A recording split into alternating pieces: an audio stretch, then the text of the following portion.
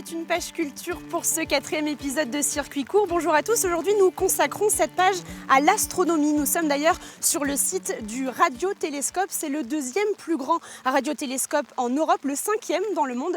Pour en parler, nous sommes avec Cédric Viou. Bonjour.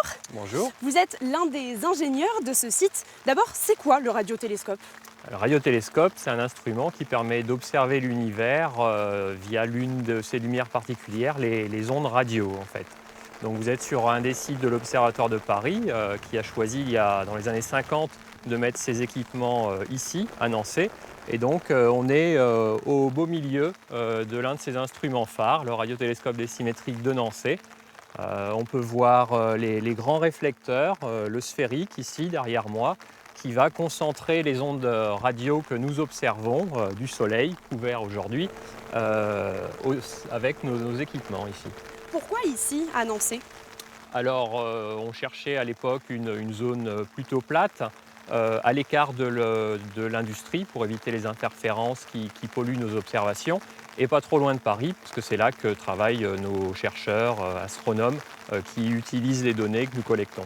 Et d'ailleurs, les données collectées, c'est quoi ? On dit on observe un petit peu la galaxie. Et quelles sont les données récoltées alors ? Donc on fait des images ou des spectres en couleur radio qui donnent de l'information sur la physique des objets qu'on observe, des galaxies, des étoiles, des pulsars, des comètes. Et toutes ces informations sont nécessaires aux astronomes, aux chercheurs, pour améliorer notre connaissance de l'univers. Et alors un temps comme aujourd'hui, plutôt pluvieux, on peut quand même observer la galaxie justement ? Alors on a de la chance, les ondes radio passent à travers la couche nuageuse, l'eau, la neige, à nos fréquences en tout cas, et donc on peut continuer de travailler de jour comme de nuit par mauvais temps. Alors ici c'est plutôt consacré à la recherche, mais il y a également le pôle des étoiles à proximité. Nous sommes allés voir ce qui s'y trouve à l'intérieur avec le reportage réalisé par Marion Ptac et Laurent Amblard. Je m'appelle Laura Cellier, je suis responsable du pôle des étoiles de Nançay. La station existe depuis beaucoup plus longtemps, on remonte dans les années 50. Et donc le pôle des étoiles, alors avant à ciel ouvert et maintenant le pôle des étoiles depuis un peu plus d'une dizaine d'années, eh bien, vise à expliquer au grand public l'astronomie au sens large et bien sûr avec un focus sur la radioastronomie et ce qui se passe précisément à Nançay. C'est vraiment très grand public, avec des activités pour les enfants dans les expositions, mais aussi des spectacles de planétarium qui vont être dédiés aux enfants les plus jeunes.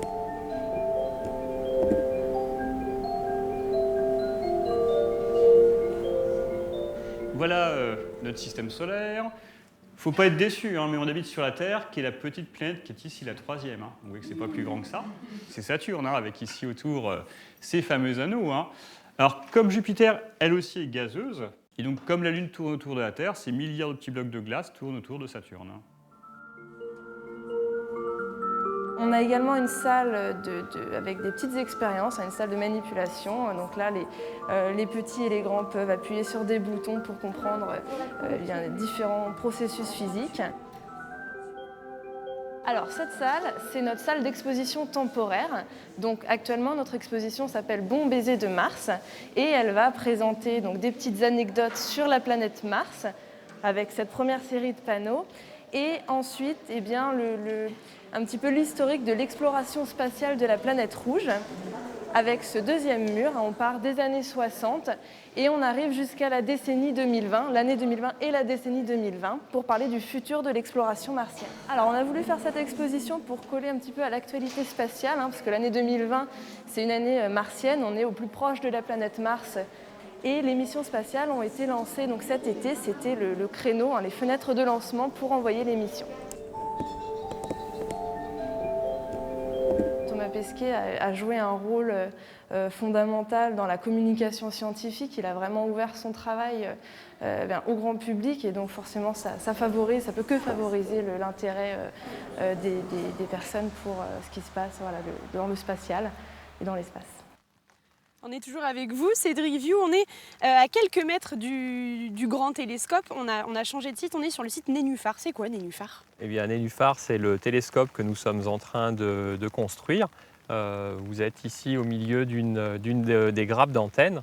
Donc vous voyez que le type de télescope est quand même très différent. Au lieu d'avoir ces grands réflecteurs métalliques, on a une multitude de petites antennes posées sur le sol.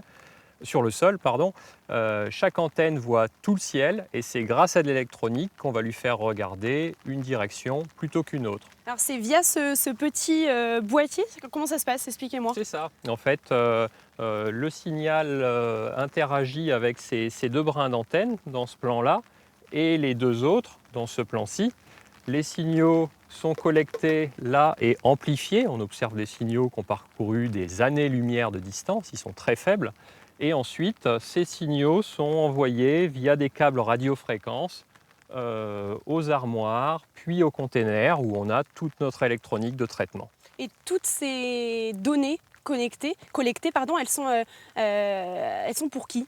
Elles sont pour la communauté astrophysique, française, européenne, internationale, qui émet le souhait d'observer tel ou tel astre pour faire de la physique. Donc on collecte, on leur met à disposition et ils font leurs études sur les données. Merci Cédric Vieux d'avoir été notre invité. Merci de nous avoir suivis. C'est la fin de cet épisode de Circuit Court. Tout de suite, c'est l'heure de votre journal régional.